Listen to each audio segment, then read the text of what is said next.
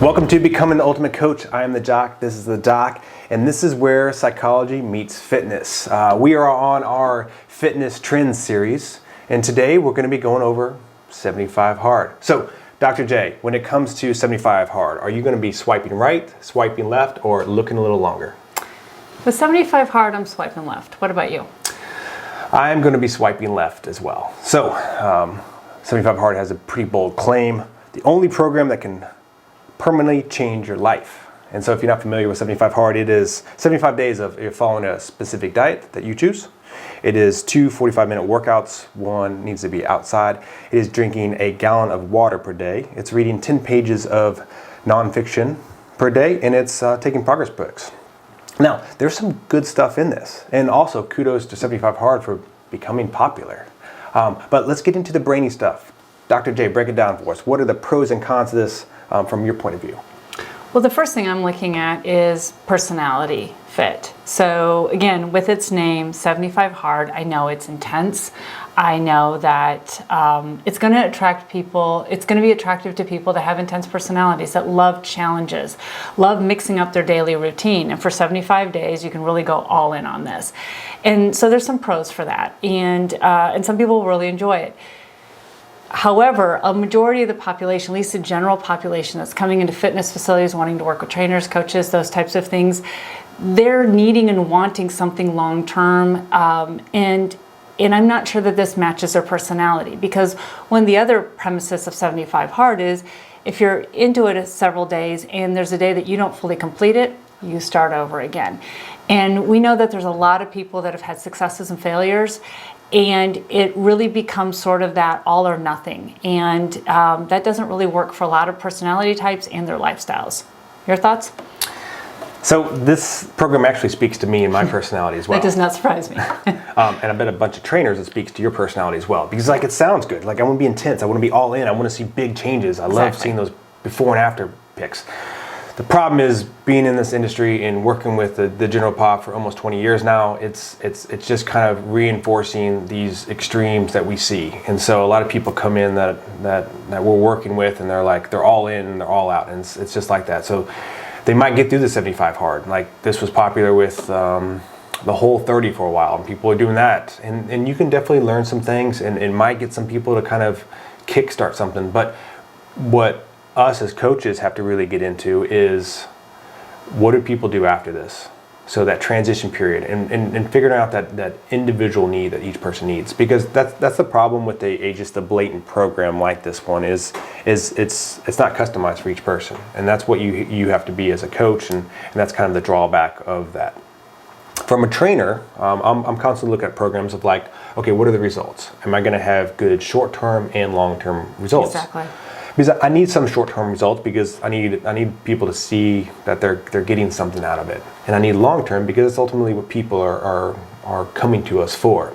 Now, this is going to be good short-term, but from what I've seen from clients coming in doing this, from other people, it's not the best long-term, because people are like 75 in, and then the next whatever off. It's just all in, all out. As far as results, what's your take on that? Yeah, I couldn't agree more, in the sense that it's a way to explore new habits, new things like, do I like to read every morning for 10 pages or whenever they do it? Or, geez, I don't work out very often outside. What's this looking like? But it's a big thing that I want to look at is long-term habits, because there's so much out there about habit forming, and you can do it in 30 days, 2 weeks, 7 days, 75 days. And the research just doesn't bear that out. And also reality doesn't bear that out. We don't see people just developing these habits that quickly. And so I really want to make sure that when people are making changes in their lives, they're doing things that they can sustain. Now, we always have to tweak things in different seasons in our lives, but it's that long-term habit change so that they feel successful and they view fitness and health in a real positive way. And I would guess also from your standpoint is you want to keep clients around. You want them to connect with you. Thoughts on that? Yeah, when it comes to this long-term habit, is really the approach is more of what we take as minimal effective dose, which is almost the opposite of this. So when working with general pop, I don't want to drastically change how they're doing things because people aren't really going to stick with that. What I want to do is figure out what's the least amount that I can change for them to see progress in the right direction.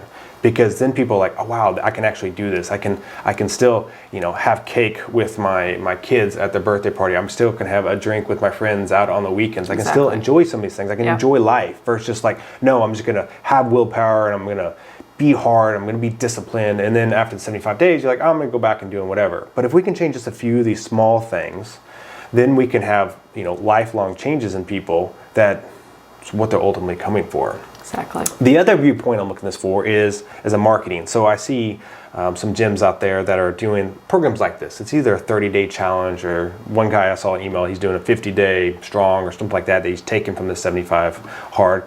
And so it can be a good lead gen. Like even this one program, when I was looking up exactly what it was, like I had to put my email in to get the stuff. So it's a good way to kind of get someone in or find those personality types that are wanting that intensity. Because I hear a lot of people asking for stuff like this. So like, just give me a meal plan or just tell me exactly what to do.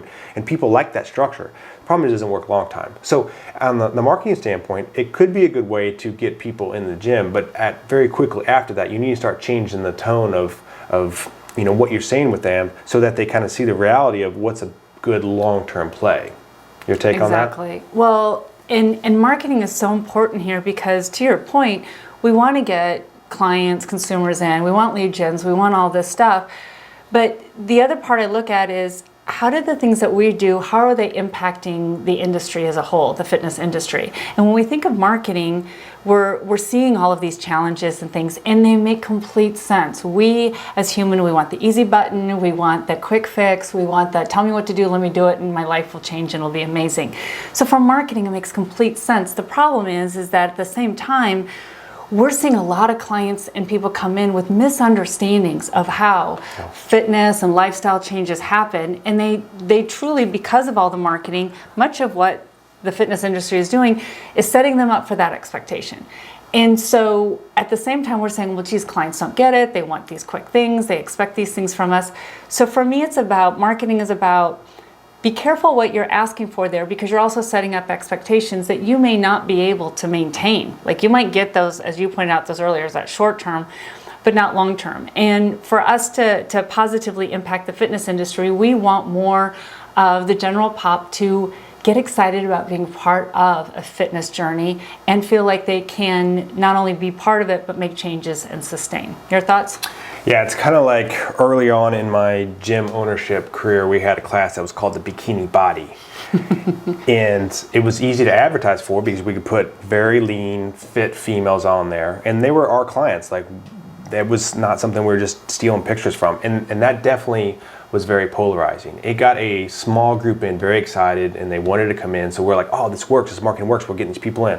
But what we learned is it was also polarizing in the sense of like, it turned a lot of people away. Same thing with this like 75 hard or like us doing Bikini Body. Like people are like, well, that's too far for me. That's too extreme. There's no way I can do that. And we want to help as most people as possible. So we want to make our facility feel like they're included, like they can be a part of that. So that was a big thing for us on that.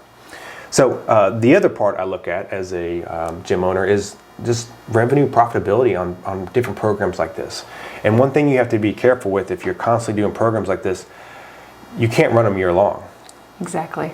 Like when people come to our facility, we do call weight loss coaching because that's what people are asking for, but we're helping them on their fitness journey.